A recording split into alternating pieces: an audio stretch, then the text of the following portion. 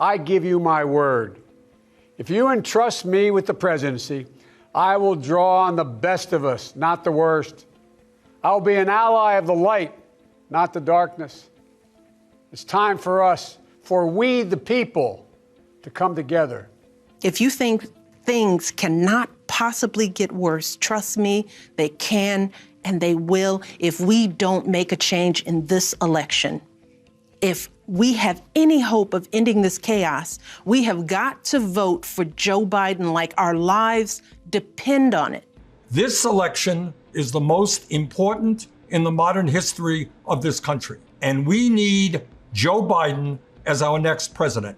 Let me tell you about my friend, Joe Biden. When he talks with someone who's lost her job, Joe remembers the night his father sat him down to say that he'd lost his. When Joe listens to a parent who's trying to hold it all together right now, he does it as a single dad who took the train back to Wilmington each and every night so he could tuck his kids into bed. This is the leader who wrote the Violence Against Women Act and enacted the assault weapons ban, who as vice president implemented the Recovery Act, which brought our country back from the Great Recessions. He championed the Affordable Care Act, protecting millions of Americans with pre-existing conditions, who spent decades promoting American values and interests around the world.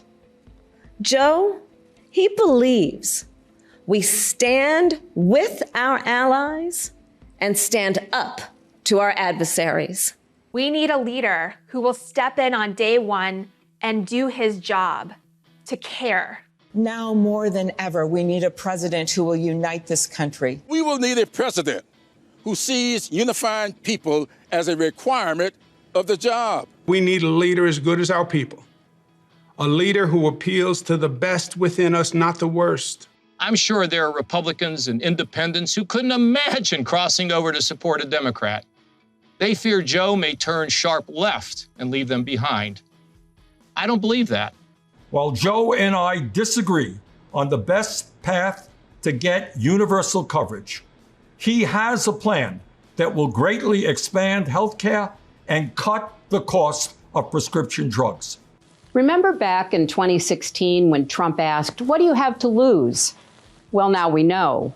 Our health care, our jobs, our loved ones, our leadership in the world, and even our post office. We've literally had to reinvent our business several times since the beginning of the year, just to stay afloat. My biggest concern is that if these trends continue with this type of leadership, I will be the last generation farming this farm. Let me tell you, Donald Trump has no clue how to run a business, let alone an economy.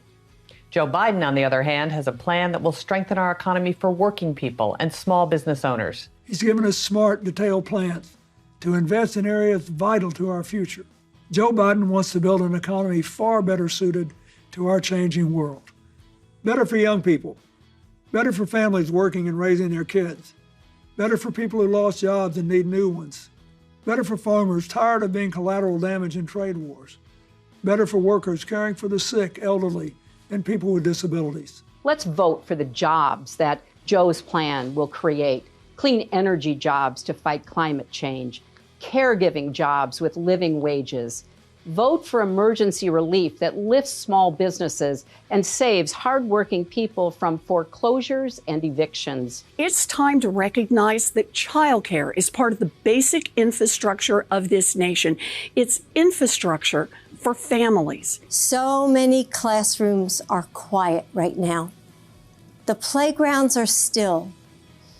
But if you listen closely, you can hear the sparks of change in the air. Across this country, educators, parents, first responders, Americans of all walks of life are putting their shoulders back, fighting for each other. We haven't given up.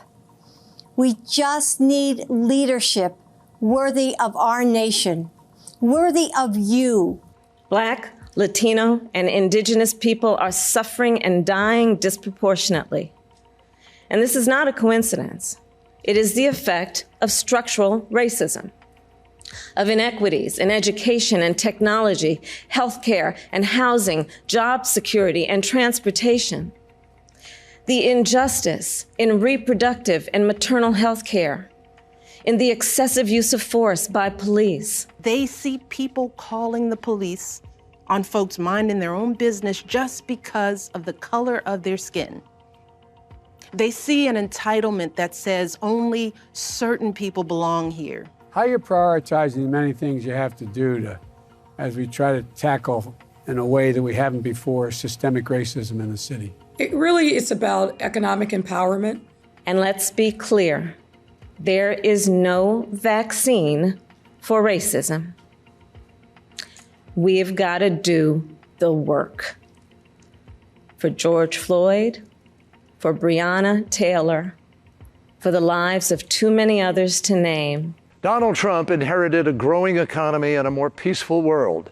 And like everything else he inherited, he bankrupted it. Millions out of work, millions more trapped in cycles of poverty, millions on the brink of losing their homes, millions of restaurants and stores hanging by a thread. This crisis is bad, and it didn't have to be this way. Nero fiddled while Rome burned. Trump golfs. I never expected that my successor would embrace my vision or continue my policies. I did hope, for the sake of our country, that Donald Trump might show some interest in taking the job seriously, that he might come to feel the weight of the office and discover some reverence for the democracy that had been placed in his care. But he never did. For close to 4 years now, he has shown no interest in putting in the work, no interest in finding common ground, no interest in using the awesome power of his office to help anyone but himself and his friends. No interest in treating the presidency as anything but one more reality show that he can use to get the attention he craves. When this president goes overseas, it isn't a goodwill mission, it's a blooper reel. He breaks up with our allies and writes love letters to dictators. America deserves a president who is looked up to, not laughed at. With Joe Biden in the White House, you will never doubt that he will stand with our friends and stand up to our adversaries, never the other way around. He will trust our diplomats and our intelligence community, not the flattery of dictators and despots. Would you rehire or work for someone who ran your business into the ground and who always does what's best for him or her, even when it hurts the company, and whose reckless decisions put you in danger, and who spends more time tweeting than working? If the answer is no, why the hell would we ever rehire Donald Trump for another 4 years? We need the world to feel better. I'm just a regular kid, and in a short amount of time, Joe Biden made me more confident about something that's bothered me my whole life. Joe Biden cared. Imagine what he could do for all of us. Kids like me are counting on you to elect someone we can all look up to. I've been guided by the words I spoke from the first time I stood in a courtroom. Kamala Harris, for the people. I accept your nomination for Vice President of the United States of America. This is a life-changing election. This will determine what America is going to look like for a long, long time. My economic plan is all about jobs, dignity, respect, and community. Together we can and will rebuild our economy. And when we do, we'll not only build back, we'll build back better. With modern roads, bridges, highways, broadband, ports and airports as a new foundation for economic growth, with pipes that transport clean water to every community, with 5 million new manufacturing and technology jobs so the future is made in America, with a healthcare system that lowers premiums, deductibles, drug prices, by building on the Affordable Care Act he's trying to rip away, with an education system that trains our people for the best jobs of the 21st century. There's not a single thing American workers can't do. So it's with great honor and humility, I accept this nomination for President of the United States of America.